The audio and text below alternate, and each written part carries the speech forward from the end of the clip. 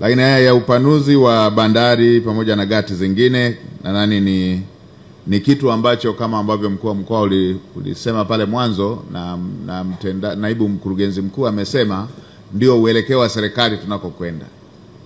Na miundombinu mingine wezeshi ni kama ambavyo waheshimiwa naibu mawaziri wamesema. Natambua changamoto zingine ambazo na mimi zimenifikia, kwa hiyo tutaendelea kujikokas ndani ya serikali ili kuweza kuhakikisha kwamba mnayapata hayo manufaa. Tunatambua ushindani wa kibiashara wa ukanda wa Bahari ya Hindi ambapo serikali imeendelea kuchukua hatua ili kuweza kunufaika na fursa ya kijiografia ambayo sisi hapa tunayo.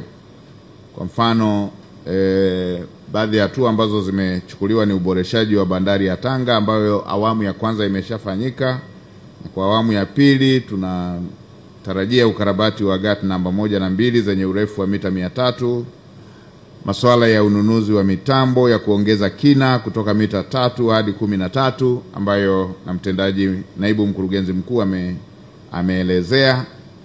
Lakini pia tunatarajia kuendelea na maboresho ya miundombinu ya upande ambao tumeonyeshwa hapa ambao ulikuwa kulia kwetu ili kuweza kuongeza ufanisi na mahesabu yanayopigwa ni angalau meli ziweze kupishana na kwa idadi yoyote ambazo meli zinaweza kuja ziweze kuhudumiwa ipasavyo bila kuleta delays, bila kuleta muda mwingi wa kusubiria.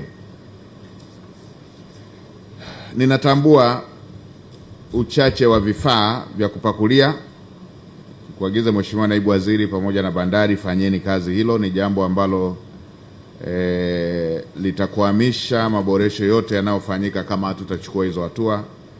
Ufinyu wa eneo la bandari ambao unaleta msongamano wa mizigo, hili na lenyewe Mheshimiwa Mkuu wa Mkoa ulikuwa unanielezea hapa wakati tunateta, na lenyewe lifanyeni kazi, ipelekeni kwenye mamlaka zinazohusika kwa ajili ya maamuzi ili tuwe na eneo la kutosha la kuepusha misongamano ya mizigo.